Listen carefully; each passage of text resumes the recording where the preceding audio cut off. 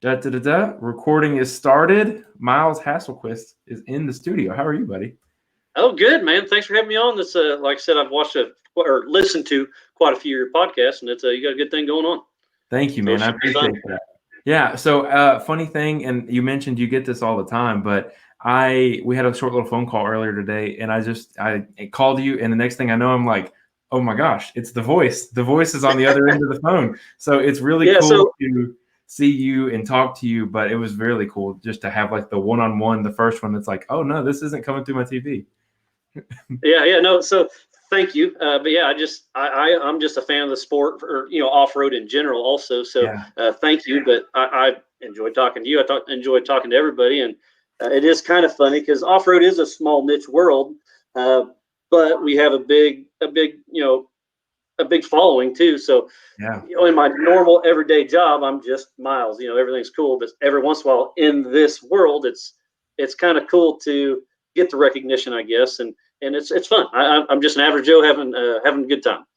Yeah. So one of the things that I've gotten that really struck me weird was I was at a race one time and I was actually I was doing interviews, but I was in the middle of talking to somebody, and someone like casually was just standing off to the side, and they're like, I could feel them sitting there looking at me, and they're like, "Hey, Racing on the Rocks guy," and I'm like, "Oh, this is so weird.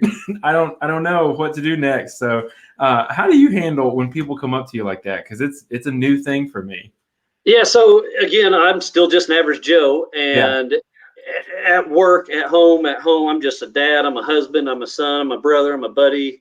But when I go to races, or especially King of the Hammers, obviously Mhm. the people that are there aren't just there on accident. So they Yeah. are either fans of Ultra 4 or off road in general. So I do get the hey Miles. I'm like, and I meet a ton of people, thousands of people. I interview with everybody and whatnot. Um, so every once in a while, I'm like, man, I'm sorry, I don't recognize you. Yeah. What car do you drive? He's like, oh no, I just watched you on the live show. I was like, oh, cool, thanks, and Yeah. handshake, high five, or all that good stuff. But Yeah. it's still every time it still catches me off guard because I'm just a fanboy myself and enjoying the situation. Yeah. So let's start with that. One thing I want to bring up is the fact that you are in this really unique spot, and I want to know how it is where you've become, the voice of Ultra 4. Yeah, so I mean, I'll just start rambling. Yeah, So go for it. I've been an off-road advocate forever. I grew up. My parents. I grew up in Paola, Kansas, small town just outside of Kansas City. Both my parents were hippies, so I grew up canoeing and hiking and all that stuff. And I just wanted like a go kart or whatever, and I ended up getting a three-wheeler and wrecked it 100 times. Yeah, Lots the of world's fun, but most dangerous vehicle. yeah, 100%. So went from that, then finally got a four wheeler, and then moved into I think I had a '78 Chevrolet full size truck. Had a couple Samurais, couple Trackers, and then the UTVs came out and got a Razor. And a lot of my buddies had rock crawlers and stuff, but it was just out of my budget because Sure. I could go get a loan on a Razor, and it was a blast. So off road forever. A lot of my buddies had the buggies, and XRA was a thing. And one of my buddies, Paul Beatty, he lived in Kansas, moved to Alabama, and I'd go to Alabama a lot and run around with everybody that was wheeling down there, and he wanted to build a buggy to go race XRA. Well, another one of my buddies, Wyatt Pemberton, he used to live in Paola also, and he moved to Texas, and he was going to do the same thing. So Paul and I were going to go racing. First one was in Grey Rock, Alabama, and that would have been '08. And so we get there, and he had the new car blues. We show up a couple days early, still trying to figure the buggy out, and we had a lot of fun. It was awesome. So we had issues, and we realized that it was just out of our budget to do the racing thing. We're Mhm. just low budget guys and whatever. My buddy Wyatt, that lived in Texas, from Kansas, and then his co-driver was one of my best friends, Kelly Kaiser. So it all kind of ties in. So we were both there at the same event. That was Levi Shirley's first race. So met them the first time, borrowed some fuses from them, if I'm not mistaken. Um, so it kind of that's where it all started. And Yeah. then after the first race, Paul and I just kind of threw in the towel, like didn't have the funds to keep going and whatnot. So he bailed off. But Wyatt's like, man, I'm doing the season. Like, keep coming to the races, and be pit crew. I was like, heck yeah. So Kelly and I would leave from Pale and drive to the races wherever and be pit crew for Wyatt, Triple Nickel Racing. So we did that the whole season, and then towards the end of it was fall, Wyatt calls me and I'm out on a date with in 08. So yeah, that was my girlfriend, now wife, Bailey. And we're at Mongolian barbecue in Kansas City eating dinner, and he calls me. He's like, "Hey, we're going racing in California in February." I'm like, like, yeah, right. I've never been past Colorado, California, no way. And they, goes to tell me like, "Hey, we submitted this package and they accepted us. So we're going racing King of the Hammers, California." I was like, all right. So I've been working at AAA since 06. So I had a little bit of vacation. So I told Bailey, I was like, well, I guess I'm gonna use my 1 week of vacation going to California, go racing and whatever. So we do it. And that was February 09. We do that. Awesome. Had a great time. King of the Hammers has grown ridiculous big. But 09 was pretty small. I don't even remember how many racers there were. I'm going to say there's 5,000 or 10,000 people max, probably 50 to 100 racers. I don't remember. So we did that, didn't finish, but had a ball doing it. And then I pit crewed, 9, 10, 11 between Wyatt Pemberton and Matt Enix. He's a clown, but he's a good dude. He races TVs quite a bit, and Kelly co-drove for both of them, and I was always kind of pit crew. I rode LCQ one race, but co-driving is fun, but it's not my style. I like driving and or being a part of the team, so pit crew it was. So we're doing that, 9, 10, 11. We made it all 3 years, had a blast. And then on Pirate, Dave Cole threw out, they're looking for a pit reporter. Well, I was on Pirate, but I wasn't active. I'd get on there every now and again and play. But Wyatt's got a heavy, he's really into the internet at the time. He was really into Pirate, so was Kelly and all those guys. So he throws it out, and Wyatt instantly calls me. He's like, "Hey, I'm putting your name in the hat to be a pit reporter." I'm like, whatever. Okay. If you won, you got $1,000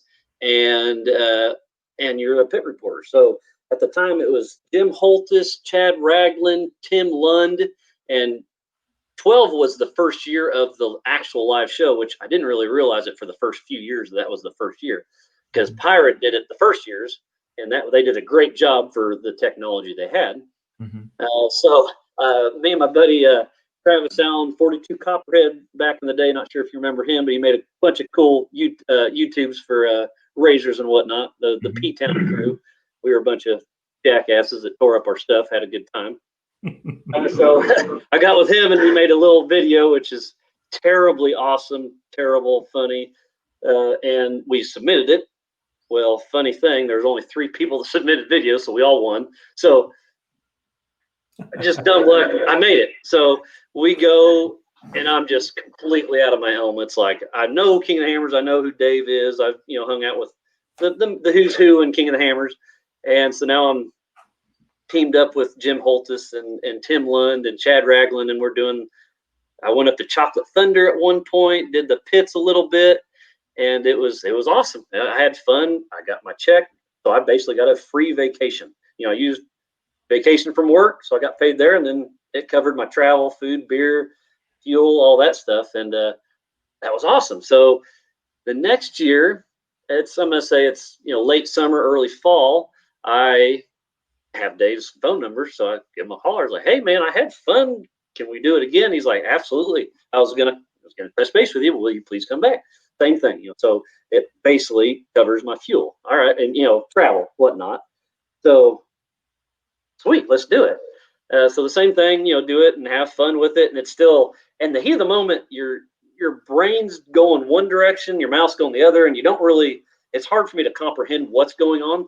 So even after the races, I go home and rewatch them because I'll be saying something, thinking something else, and you just have to relive it. And it's fun, but it's nerve-wracking. It's awesome. It's cool. So the first few years, it was just a party. You know, we had a good time. We'd do the live show. And sorry if I'm rambling too much, but no, not at all. You're doing exactly what I want you to do. So you're doing great. I'm used to talking all day. So that was, that was what I just say. So that was 12, 13, I think 14. They actually called me late summer, early fall and said, hey, would you please come back? Yep, absolutely. So just kind of run of the mill, same thing, doing the pit reporting. I finally started moving from the pits to the main stage a little bit more. Just being kind of the sideshow guy, helping out here and there, watching the timing, watching the trackers, and putting my 2 cents in for sure. Doing the backdoor shootout, that was a fun. And when I was first doing it, it was just cool. But I also like I'm a fan of Ultra4 King of the Hammers. That was before Ultra4, and just a fan. So I got the coolest seat in the house. I'm up talking to the drivers. I'm right next to. I mean, I don't remember how long you've been following King of the Hammers, but the backdoor shootout. I mean, that's that ledge right back there, and the rock bouncers, which was east versus west, however you want to call it. They were just all over the throttle. I mean, nasty bouncing, and I'm sitting on this ledge like I'm not in danger, but I'm ready to dive if I need to. Yeah. Yeah. So you had Ricky Berry on a few weeks ago, and he's one of my buddies that I ran around with back in the day in Alabama. But me and him, he's taking pictures. I'm announcing, and we're both like, all right, you grab me. If you see something, I'll grab you. And there's a hole right there. We're diving it. But so it was just fun. I thoroughly enjoyed talking to people. I'm a personal person, obviously. So we just have a good time with it, and it just kind of kept going, and then finally, one of who was it? Stephanie Prater. She's behind the scenes that takes care of all of the media and stuff. She just kind of makes sure everybody has what they need and when they want it. And she finally got a hold of me and said, "Hey, who books your tickets?" I'm like, "No, I drove my own car 1,500 miles here this trip, actually." She's like, "Oh no, you're on the main stage. You need to whatever." So she stuck up for me, and actually, then I started getting a day rate, and instead of getting a free vacation, I got paid. And it was awesome getting paid to have fun, right? Yeah. So it was just like I said, I still enjoy doing it, and it just progressed little by little. And every time I'd get done, I'm like, man, I hope I did good. I think I did okay. It was fun, and obviously just kept getting invited back. And Dan Campbell's been the producer since 12, and me and him have became buddies. He's the Australian that lives in Hawaii, so I'm sure you've recognized him. He's a good dude. He's funny. So we paired up and had fun. I've made a lot of friends with the camera guys because that's who that's who I hang out with. And then at night I go to the campfires and go around with the different teams, drink beer, run around, get my home. That's how I do my homework: is grab a beer and go to the different campfires at King of the Hammers or at these regional races, obviously at their pits too.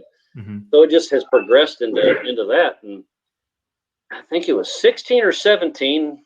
I'm at home. It was my day off, and I look at my phone. I was like, oh man, I got a missed phone call from Dave Cole, and it's middle of the season. I'm like, huh. So I couldn't call. I was like, hey, what are you doing this weekend? I was like, well, I got to work.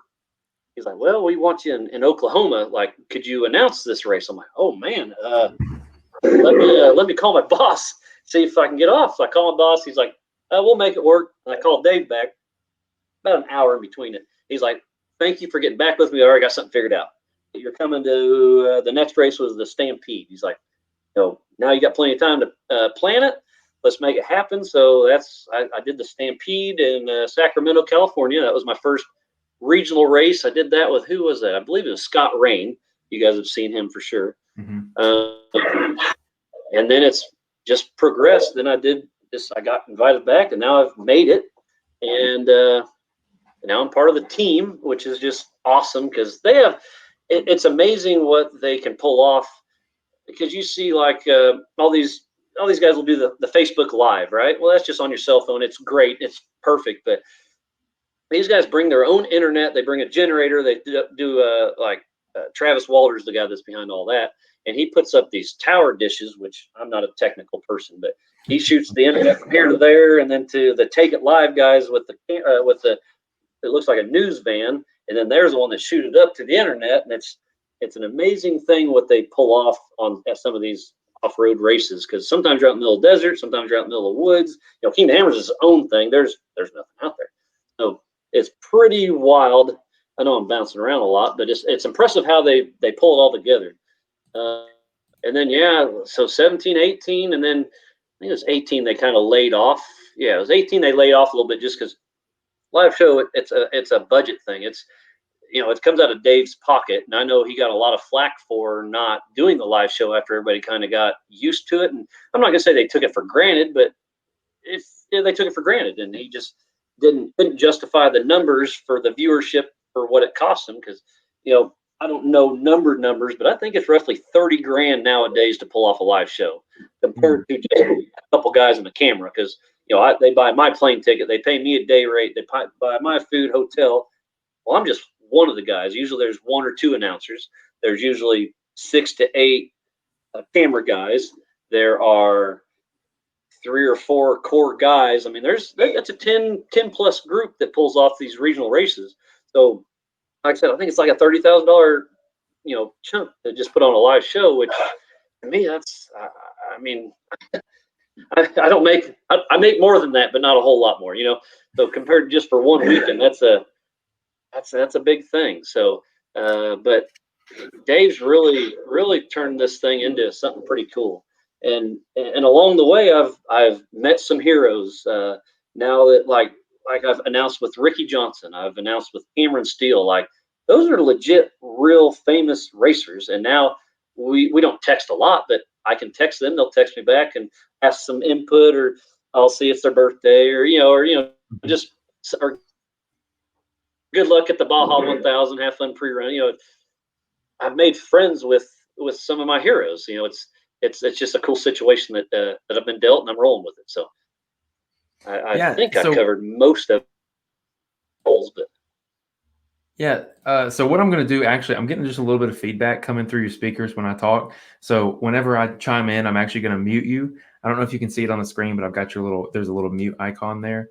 But what I'm going to do is basically just do that, and I'll say something and give you the chance to respond and all that kind of fun stuff.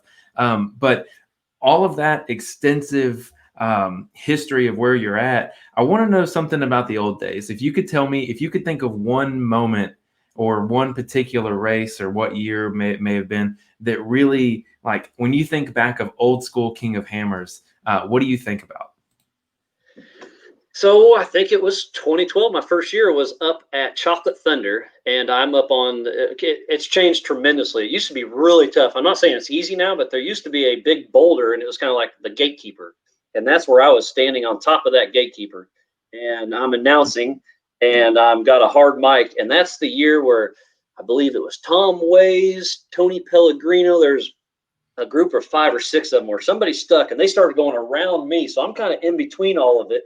And there was action everywhere, and it was absolutely amazing to be in the middle of it. And, it was cool. And that's probably my first holy cow, what is going on? And then the dust settles, and it is Tom Ways, Mr. Mustache, the man. He's a cool dude, and he had a broken front drive shaft, and I hopped in. So he's down working on the car, and I've got the microphone. I can just crawl under the car, and I'm interviewing him as he's working on it. And he's like, "There's no outside help." I'm like, "I'm not outside. I'm part of Hammer King." So I end up grabbing one of his drive shaft nuts, and I'm holding it for him, and he's got the wrench, and he's going, and he's like, "Thanks," and hops his car and just hauls ass. Man, so that's pretty amazing. First off, let me say that it's so funny how it's all changed over the years. Where you used to be right in the thick of the action, and now you're at the main stage. You're doing it basically from a more remote perspective.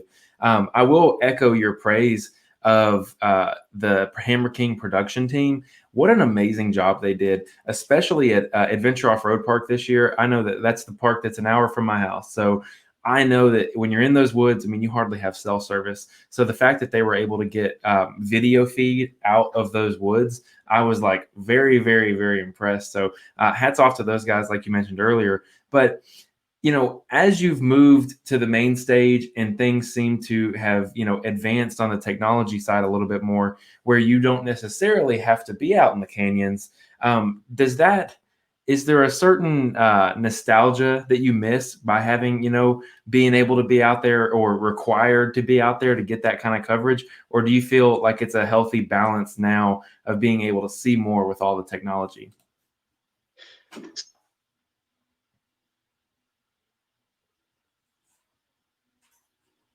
Oh, Miles, I think you froze on me a little bit here. So I'll There give we it to you. go. It's a healthy balance. I probably enjoy more being in the thick of it. You're good. Yep, you're good. We got you.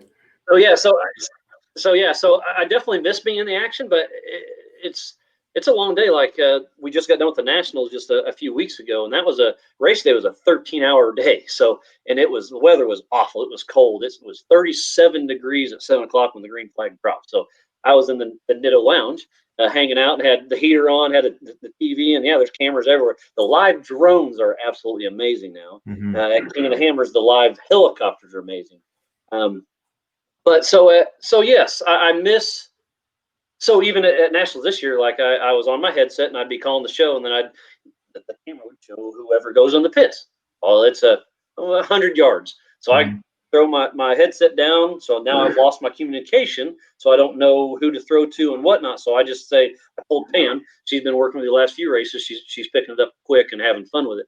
I just say, I'm going to do a 30 count and I'll be there, and I'm just going to take the show over, or whatever, because she can kind of see. But so yeah, I just grab the mic, turn the mute off, haul ass to the pits, run down there and catch whoever. And when I first started doing the pit reporting, I'm just, who's this guy? Well, now most of the racers were either buddies or they at least recognize me. But now I kind of we can make eye contact, and I can tell, like, if they just kind of give me the nod, you leave them alone. If they're all smiles, as I usually try to give them a thumbs up or whatever, if they're all smiles, I'll kind of start coming to them, and they'll do the whole like, or they'll lift their helmet up and like, we're having fun, and I can read their face pretty well, and then I just kind of I get a quick little bit with them if I can, but motors are running, it's hard to hear. But if I can get a quick little glance for them, or at least a thumbs up and a smile, and some of them are they're just laser focused straight ahead, and then I just ignore them. I get it, do your thing, and then I walk around the car. What are they looking at? And I just see. I tell you what I see, and then hopefully they get out quick, and then I grab whoever I can. I know a little bit of everybody, and be like, so what was it? It seemed smooth. What are you hearing on the radio as they're taking off? What did you hear when they're coming in? So yeah. So to your question of would I rather be in the thick of it or in a little booth? I'm just going to answer with yes, because if you're out in the thick of it for 14 hours, it makes for a long day, which I will absolutely do it and drag ass the next few days. But there's a happy medium. Yeah, I would definitely have to agree with you. And I think it's awesome that you're, hustling out to the pits. That's really, really cool that you're still making the effort to do that. One thing I did want to ask you is, as Ultra4 has gained notoriety and become a more professional organization over the years, what are some things that you've done to make your reporting more professional? And I don't want to say less biased, because there's not really a bias in the sport and like the way that it is, or like it may be in like a news reporting scenario. But, when you're going up, you have this, you just mentioned that you can read people's faces, and there's a little bit of maturity and, knowing to not talk to this person, or this person's okay to talk to. But what are some things that you have done to make yourself more as a more professional reporter? Because that adds value to your position as well, the more professional that you can be. Well, thank you for calling me a professional, because again, I'm just an average Joe taking advantage of a cool situation. But it goes back to just practice makes perfect. I think I was filling out a deal the other day, and I've done 12 regional races. I've done 8 King of the Hammers. So that's proof in the pudding there. That's just, you have to be there and do it, and you remember what does work, what doesn't work, and then I've dreamt of, what if I could be a full-time announcer? Would that be cool? Absolutely, but it's also extremely nerve-wracking. And one of the reasons I feel like I am as good as I am at Ultra4 is I've been doing it for since 9, so 11. This will be my 12th year, I believe, going to King of the Hammers and the regional races. That you just learn, you learn people, you talk to people, you make relationships. So calling the race, I do have individual friends that I'm legitimate buddies with compared to acquaintances of racers. And I'm thoughtful of that, that I can root on my best friend that's racing just as well as a guy that I barely know. It's racing. Whatever number you are, there's a lot of information. I do a lot of homework on social media. I get on the Ultra4 website. I'll stalk the racers. I go through my old notes. And then like Alan Johnson this year, he's been huge at helping me. That we'll print off some talking points. We will have a little powwow and read those out. So is obviously feeling dead air for 12, 13 hours. And I apologize that I repeat the same thing 100,000 times, but you would too. But it just kind of homework and practice makes perfect. I can't really. And then just every race I get nervous a little bit, and I hope I did good, and then I get home like, yep, good enough. I don't have an answer for that other than I don't think it's luck. I think it's just putting my time in and doing it and having fun with it. Absolutely. I'd have to agree with you there. One thing that I can tell you is if I was a sponsor of Ultra4, and I've echoed this to other race promotions that I've had and talked to on the show. If there's anyone that you would want to sponsor, it would be Ultra4 for a number of reasons. But one of those main reasons is that when I'm watching your live feed, you do such a good job of making sure those who are supporting you guys are being heard. And I think your tagline is support those who support the sport. And, you'll say it again, but it's one of those things you really drive it home because I can tell you who sponsored the starting gate. I could tell you at Oklahoma who sponsored the short course section, the woods, all of it. I can do all of those things because you do such a good job of constantly keeping their name in the listener's ear. And I get that that's part of the job, but at the same token, people have to realize when you can provide that much value to a company and say, hey, when they are done watching this race, I know they're going to know that you sponsored it. I think that that's one of the most valuable things. I mentioned that to the East Coast live hosts that do it right now. I was like, hey, you guys gotta start pumping these up because if just comparing apples to apples, I'm like, I couldn't tell you who promotes this race league, but I can tell you right now, I know who promotes King of Hammers King of the Hammers in every single Ultra4 race. Yeah, and that just goes back to homework. I've got a sponsor list, and when I'm at work at my day job, I work for AAA. And when I'm at my day job, I in between calls, I'll sit down and scroll the social media and check on racers. But I've got a sponsor list, and I keep in contact. Right now, it's Scott Hartman, Alan Johnson. They're kind of my go-tos on that. And then when we get the race, I say, all right, who paid more money? We got a tier list of these 5, 6, 8 sponsors are tier 1. Then we got tier 2, tier 3, and I get chatter through my PCI race radio. I just please support who supports the sport, like you said. That's how I've kept my job. I feel because I do a good enough job with that, and that's who pays the bills at the end of the day is the sponsors. And why would they put money into it if they're not going to get anything out of it? So I'm very cognitive of that, and then it changes because drivers change and stuff, but I know who the Nitto drivers are. I know who the King Shocks drivers are. MBRP exhaust, you can hear them going down the straight. So I just do homework on that. And Lord Healy's, I'm gonna brag on him because he's our golden child of who's on the side of his car. All our major sponsors. I mean, he started out. He had a good job in the oil field. And he won. What was yours? I think it was 10. And I'm like, who won? They're like, Lauren. He was like, never heard of him.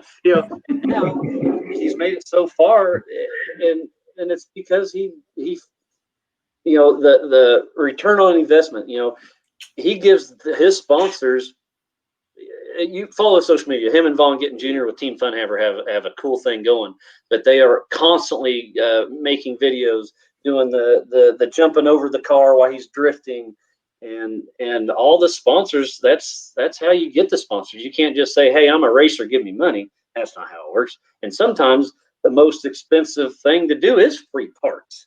I've heard people. I I used to race UTVs and I loved it and it was fun. And I was a good driver, but it was out of my budget, so I had to drop out. But sponsorship's a funny thing. It's tricky, and you need to, if you're going to go for the big money, you have to show them why you want to be there. Yeah, I couldn't agree with you more, and it's so funny. The Lauren Healy episode actually premiered yesterday, so for those listening in time, it will have released that way. And he brought that up. We talked about the fact that free parts had costed him some races, and we also talked about the fact that he got his Jimmy's car. He bought it back from someone, loaded it up, put it in the trailer, and went to King of Hammers and just smashed it from there. So I really think that listening to him and talk about the whole sponsorship side of things, it is a conversation that a racer who's looking to do this and do it successfully, you can't afford to miss that conversation for sure. But one more thing I wanted to mention before we get too far away from it, you talked a little bit about social media, and I'll lump myself in here very vaguely, but as media, we are the voices and the characters that get put in the forefront of the organization.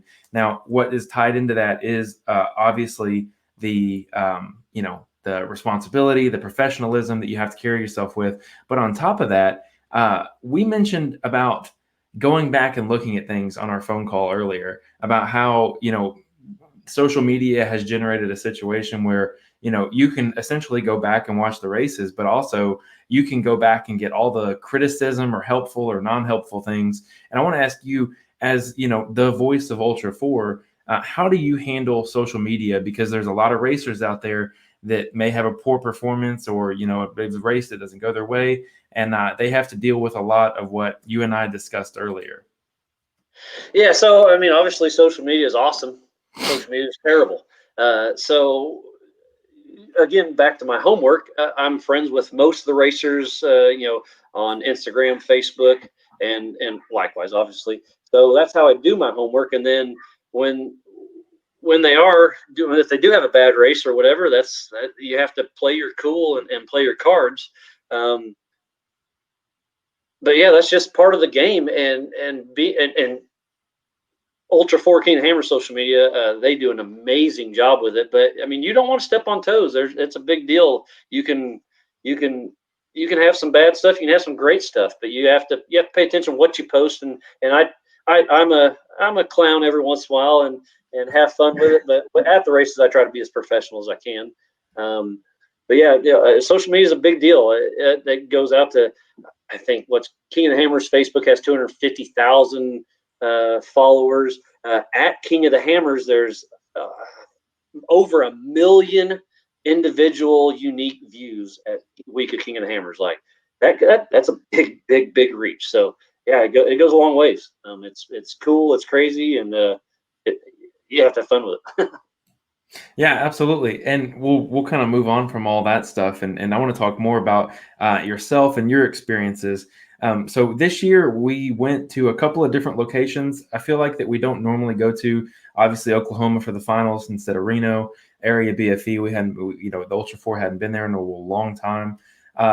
Where is your, couple questions here? Where is your favorite place to go? If you could race at any place, where would it be? And is there any difference in commentating between all of the different venues? So yeah, it's a loaded question. King of the Hammers, I would I would absolutely love. I would love to get in a race car at some point, but during the race they kind of need me. I don't know, but I'll just throw it out there. One of my dreams is either in a UTV or a car is to maybe run a qualifier in somebody's car if they'd let me, and just have fun with it and see where I'd land with them, or do the first desert loop and then hopefully do okay, not wreck or break the car, and then hop out in the pits and go with it. So I like that. driving, racing, King of Hammers, I've never done it. I would love to. And then my favorite race track. So for the fans, for the viewing, it's probably going to be Reno, where we normally have the nationals.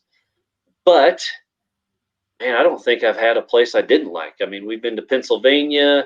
We just went, or my first time to AOP by you that's a cool place. I took a ride with Bailey Cole in a Can-Am and rode the whole course, and that's a cool place. I'd only barely been to Moab one time in a Jeep and didn't have enough time to see much of it. So Levi Shirley took me for a spin in his UTV, and Moab's just Moab. I mean, it's bucket list stuff. So Moab's cool.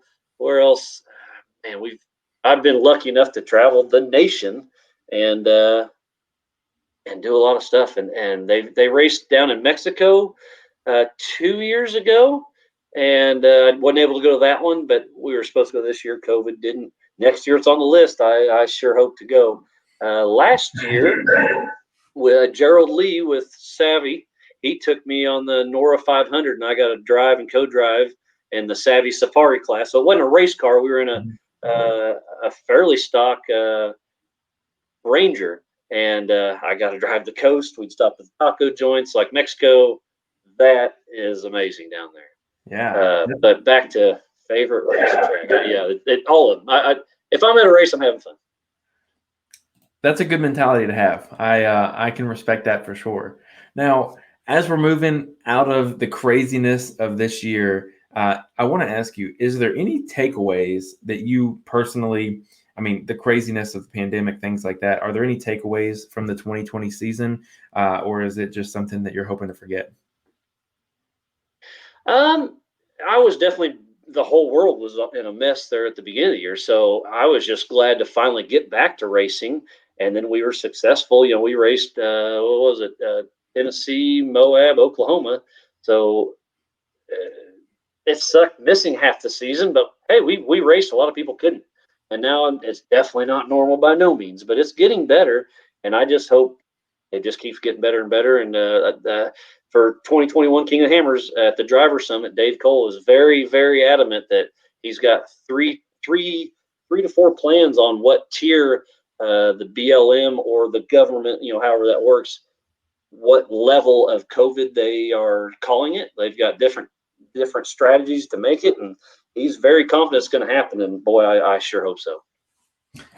Yeah, that was something I spoke to Lauren about that was interesting. I hadn't really thought too much about. Lauren was like, I don't know if it's going to happen in February. And I again hadn't put that much thought into it because, again, I'll echo myself here. It's outside, you know, it's sunlight, all those things we've seen, you know, the reports, all that stuff. But anyways, I understand that there is always a chance of things going not how you expect. But King of the Hammers 2021. Very excited about that. Is there anything in particular about that race that you're excited about? I mean, it's a week long. They added a bunch of desert races this year. They just released recently the new schedule, and let's see, it's UTVs on Thursday. Yes. Everyman Challenge, all three classes on Friday, and our 4,400 race is on Saturday, which is different. So the UTV guys are stoked to get more of the highlights. And then we added a bunch of desert stuff. Saturday, Sunday is the T1 trucks. And then the class 11s, they got spec trucks. Like there's some, this can be a pretty wild weekend. And then we still have the shootout Monday night. There's qualifying Tuesday and Wednesday. And then I'll be busy all week long. And they have enough, hosts that will come in. I mean, I was name dropping earlier, Ian Johnson, he'll be there. Jim Marsden, I feel like we're fairly equals. I'm lucky enough to be in the States. He's over the pond. But I feel like me and him I hope I'm as good as him because he's a great, great announcer. And me and him are buddies. Like when we work together, that's the most fun I've ever had. Again, working with some of these famous talents like Ian Johnson, Cameron Steele, Ricky Johnson. How cool is that? But me and Jim, we click. I personally, I really enjoy listening to you two because, you'll call it, decals or a car set up or designed this way. And then he'll throw in a word like I think he calls it like a livery. And it's like, that's not what it's called. And every single time that I listen, it's always fun because it kind of like takes you out of the moment for a second and kind of gives you that little bit of fun to it. Oh yeah, and we'll poke each other without you guys knowing it too. Like we rib each other. We have a lot of fun with it. Like you're saying, he'll say the bonnet. Well, that's a hood. The spanner. Well, that's the wrench. Oh, I guess we never even covered that. So the wrench mic. We had talked about that earlier. I forgot to cover that earlier, so we'll run through it. Let's see, what year would that have been? So I'm gonna say 14 or 15 or something. I was in the pits, and they had a lav, which is like you see the newscasters. That's that little microphone they'll clip on your shirt here, and it was wireless, and that was kind of the new technology. And they're like, well, how can we turn this into a microphone? And we found a wrench, picked it up, and I'm hardwired. It runs through my shirt, down my shirt, and to a belt pack, and that's it. And at first, I was like, this is so stupid, but it was fun. And it worked, and then it stuck, and then it's like, well, now it can't not do it. So we've done it every year. And Travis, I talked to earlier, he's the tech guy behind it. He always says next year it's going to be a Dana 60 pinion. I'm like, nope. So now we have the Boxo Tools wrench, and the pits. That's probably where I have the most fun is running around the pits and I'm sure you guys have seen it, but I give it my all. I hustle. I get in there. I dive under the car, over the car, throw the mic through the window net, and every once in a while tink the A pillar or something in it. The wrench mics, it's my deal, and it's cool that how much it gets brought up, and it's fun. Go. Yeah, I would have to agree with you. The first time I watched King of the Hammers, it was it was one of those like, why is this guy talking into a wrench? And then you kind of like you start looking harder, and you can see how it's all it's a microphone. You're like, oh, okay, it must be this thing. So it's cool, and I like it, and it's another one of those little like hidden gem things about King of the Hammers, but also it's your thing, which is the best part of all of it. So I'm excited. I know that 2021 is going to be a great year. I'm hopeful that King of the Hammers will be on par in February. My plan is actually to be at King of the Hammers 2022. I got a little boy coming in February of next year, so I'm very excited about that. But what do you think the future of Ultra 4 looks like? Because we are at a launching point, and I want to get your opinion. So, Ultra 4 has completely blown up, and it used to be the average Joe raced and everything's good. That's where Lauren Healy started. And now it's turned into a money game. You can't race unless you have, $250,000 per car. You can race. You can't be competitive. So it is gone. And that's why the Everyman Challenge classes, the 46 stock class, 45, modified, and the 4800 Legends, the old retired cars, that's why those classes got invented, because you need an avenue for the average Joe to be able to race, because the 4400 class is, it's a real class, and it's a money game now. Now, don't get me wrong, you still have to be able to work on the car. You still have to be able to drive the car, but and that's obvious. The drivers we have are amazing. Shannon Campbell, Jason Shear, everybody that's won this. It's absolutely amazing what these guys can make these cars do. And if you see, most of the super successful racers are builders and drivers, and that's something. It's hard for for instance, Robbie Gordon. He came in and raced with us, didn't do well. You can't just fly in, hop in a car, and compete at some of the levels as our drivers. Now, you can come in and try, have fun, but it's going to be hard. Rob McCachran's raced with us a lot, had success, but it's a different ball game. These guys are, the desert guys. I love having the crossover drivers come over. I talked to Pastrana at Crandon this year. Oh, how did I forget about that? Crandon, that place. I have to go there. Awesome. But I bumped into him and said, "Hey, you come to King of the Hammers?" Like, it's on my radar. We just got to get something figured out. That guy can drive anything. But like Rob McCachran, he's raced with us a bunch. It's cool to have all these big names want to come to King of the Hammers. So Dave's built an amazing thing. Now we have Ryan Thomas as our new president. He's putting the people in the right places. Dave's got big ideas, and he makes it happen. I think he was talking about electric vehicles. I think we're years and years off from that, but they're gonna there's going to be a class for them. I don't know. I hope it's the high horsepower, high stuff for a long time. But electric's gonna throw some loops out there. I don't know. It's gonna take a while for it to get there. But the future of Ultra4 is bright. I don't know. Yeah, I'd have to agree with you, and I think it is interesting. Like the Nikola cars, the UTVs that have come out, I mean, MSRP is like, I think like 60 grand or 80 grand at the top at the highest base level. But yeah, those cars can scoot. That's the difference. Is they're incredibly fast, and some of that engineering, once it gets refined down just a little bit, and they peel off some of the creature comforts in there, maybe it'll be something that's doable. But yeah, in the UTV class, we've got the rumored Polaris car coming out that's got a bajillion horsepower. Can-Am's doing incredible right now.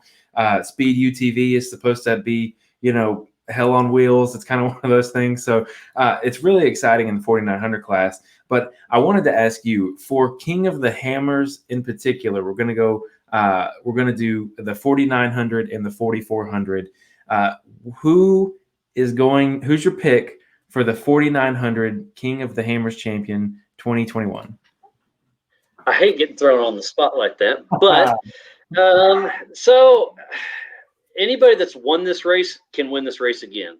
Could a new guy win it? Absolutely. But boy, the Millers, Cody and Hunter Miller, they brought their A game for sure. It was fun to have the Greaves out here the last few years. I believe it was 2 years ago they were on the podium. Eat both Guthries. You can't knock any one of those out. So, man, there's just so many crossover drivers too, because some of the 4400 drivers use the UTV as their pre-run, and then they do really good. I mean, I think that's going to be affected with because I talked to Lauren about it yesterday, and he's got some different plans in mind for the 4900. But with 4900 UTV class being on Thursday rather than the weekend ahead of time, there's a condensed time schedule. Do you think that we'll still see 4400 guys really try to make that work? Absolutely, and I think it's going to be even more of an advantage to the 4400 guys because if you race the UTV class last year, it was Sunday, so that was 6 days of the trail getting beat up and changed and rocks moving. Well, now, and then pre-running and all that stuff. Well, now the race course is basically going to be closed Tuesday night, and it's racing Wednesday, Thursday. Sorry, it'll be closed Wednesday night. Be racing Thursday, Friday, Saturday. So on Thursday, will the course change from Thursday to Saturday? Yes. Will it change a dramatic amount? No. I mean, there will be definitely rocks that'll be getting thrown around, but I think it's a huge advantage if you can race a UTV on Thursday, take Friday to regroup, double check, rest, because mind, body, and soul is a big part of this thing. It's just not the machine. I mean, it's the winners are coming in 8-10 hours of just of a car wreck. So you need Thursday to kind of regroup. Or sorry, they changed the schedule on me, messed me up. So if you race Thursday, take Friday off and race Saturday, I think it's a huge advantage. Okay, so with that, let me hear if you want to give me like a top three for 4400. What do you got? Well, Paul Horschel has not won this thing yet, and he's probably as of right now, my favorite builder, and that's just because he's new. I mean, the Jimmy's cars are great. Randy Slauson builds the Bombers, amazing. The Hall of Famer Shan Campbell, you can't count him out or his machines. Wayland's came to his own. I wish Bailey Campbell was racing because this last year when she was winning, like I said, I can't have a favorite in the heat of the moment. But you should have. I was in the production trailer, taking a break, catching up with the race because when I'm in the pits, I can't see the race. I don't know what's going on, so I go to the pits, run around, go back to production. But she's winning this race, and when she pulled over and whoever was announcing started speculating what happened, you should have heard there was 10 or 15 people that are just So I wish Bailey was racing because to have a queen of the hammers, how cool would that be? And that would just be great for us, be great for her, be great for the sport. But so she's not racing because she's having a little girl, so she's out. Ryan Miller will be driving. Did he win? Sure. Shannon Campbell's complaining about his eyesight. He's still a competitor. Boy, Lauren Healy, if he hasn't, that's where it goes. We have so many guys that are so good that it comes down to luck. You have to have a perfect day. You have to have every nut and bolt, tranny, motor. You just can't have an issue. So any current king, I just can't throw that out there.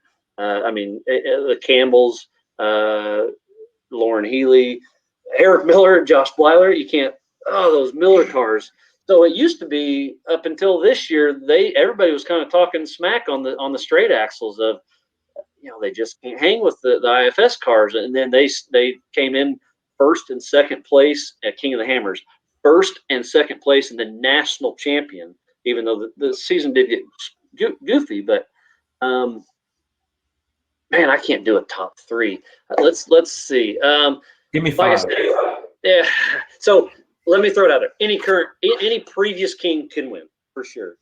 Who has not won that could win? I could see a Gomez. I could see a Paul Horschel. Man, I'm in my head driving around the pits. Bailey Cole's, he's coming to his own. He's earned his way. A lot of people kind of be like, "Oh, well, it's because his dad owns a series." You haven't seen it. He started in a stock class. He raced the Legends car for a long time, and this is only his second season in a real car, and he's finished a lot of races. So let's see, man, another Cody Addington. I'm a fanboy of his because he started it in that black Toyota. Remember that? And now he's got the red Dragon of Lauren Healy. Like, if he has a perfect day, he can drive. And I try not to pick favorites, so I'm not trying to say if I forget your name, it is what it is. But that's about where I'll leave it. And I know I'm leaving out a lot of heavy hitters that I'm just foggy right now. But. No, that's okay. And I put you on the spot too. Everybody else that's listening, don't take it personally. I didn't preface that question for him, and I love popping that question on everybody. I try to make everyone pick a favorite, and it's always a good time. So I'll tell you though, Miles, that's pretty much it I had on my topics to cover. The last real question I have for you is, as we look to the next year and we kind of close this one out, what's got you most excited? What are you looking forward to? Is there anything big coming up that you're really just biting at the bit for? Well, let me start out with I'm going to say it. So I've worked for I'm going to kind of backtrack you a minute. Sorry, I've worked for AAA for 14 plus years, and just a week ago they are going to close our whole fleet. So I've got a little bit of anxiety on my end. I know a lot of you have seen it. What am I going to do when I grow up? Dave has extended his offer. He'll help me in any way he can, but there's a lot of anxiety in just having that as your main gig. I've got a lot of feelers out there, but I'm looking for a job. So I hope I can land something to give me the flexibility to still do the announcing, because I love it. Do I get paid? Yes. Does it pay my bills? Absolutely not. But in the future, we don't know. So that's the one thing that's on the horizon of what am I excited about? Figuring out what I'm going to do when I grow up. So that's just a little teaser, because I know a lot of people listen to this, and if anybody has anything that you think I'd be a good fit for, hit me up. And then I'm just ready for this COVID shit to go away. I want to get back to somewhat. I'm not saying it's going to go away, but I want to get back to a normal. Like I miss. There's everybody's got their own view on it. I try to, even in politics. I'm not a political person, but I try to stay neutral. I see both sides. Some sides are worse than others. And then the COVID, the same thing. I try to be neutral. How bad is it? It's not good. I don't think it's as bad as some people say. And I just want it to get to hey, let's just all kind of let's try to figure it out. Let's get together, and in 2021, let's make it a big year. Whether it's King of the Hammers, whether it's you going to see your family and doing stuff on vacation, and let's get this behind us and open things up and have fun. Yeah, I couldn't agree with you more. We got an interesting road on all that stuff, to say the least. So I'm hopeful that everything will keep going in the direction it's going, in terms of, it seems like everybody is kind of opening up and everything's kind of calming down a little bit more. I mentioned actually last interview with Lauren, the vaccine has been announced magically. And now here we are to where, now here we are to the near future. So we're excited. I'm hopeful. But where can people follow you on social media and stuff like that to stay up to date with what you're doing? So I'm not a Facebook expert, but so Miles Hasselquist on Facebook, but I'm about to max out my friend list. So I think you can follow me on there. I don't know how that works, but or you can go for racer stuff. Obviously Facebook's fine, but I try to do my Instagram for Miles underscore, or how's that work? Miles underscore KOH. I believe. I guess I need to look at that. But yeah, so Instagram Miles KOH is, and then when I post on that, it goes to Facebook also. But yeah, follow me and check it out. And I try to have fun with it. I try to do a lot of behind the scenes stuff during the races. And then when I get home, I'll do a picture blast and sometimes I'll do some little drop hints on. I get a lot of privy information, and some people say, "Hey, this between me and you, this doesn't go out to the world." I respect that. Or like, "Hey, I'm gonna take a quick pic. Can I post this? Not till tomorrow." Okay, perfect. So, King of the Hammers, I'm obviously close with those guys, so we can, check it out. Yeah, and I agree. I get some of those every once in a while. I'm like, oh man, just let me get this out. Let me slide some stuff out there. And that's something I tell people all the time. I'm like, if there's any secret doing that I have, first off, I'm not the world's greatest secret keeper. So it's probably leaking out somewhere slowly, and all you have to do is read between the lines. I've told people many times, just look at the signs and you'll know everything that we're doing and everything we have in the works. It's pretty straightforward. But that's pretty much all I had for you. Do you have any last comments or anything before we close it out? Not necessarily. First off, Jesse, thank you for having me on the show. You have a good thing going. It's fun. This is another avenue for me to help do my homework. Again, I do it through podcasts. I do it through walking through the pits. I do it through social media. You got a good thing. Thank you. And I'm just excited to get the 2021 King of the Hammers kicked off. And there's still some more exciting news that I've heard about. So keep up King of the Hammers Ultra 4. There's still some big news coming down the pipe that is not official, and I hope it all lands the way I've heard it's going to. 2021 could be huge. Well, I'm excited myself. I'll be looking forward to it. And with that, if you'll stay on the line for me, we'll close it out here. Thank you, Miles, for your time, and thank you, everybody, for hanging out with us. Have a good rest.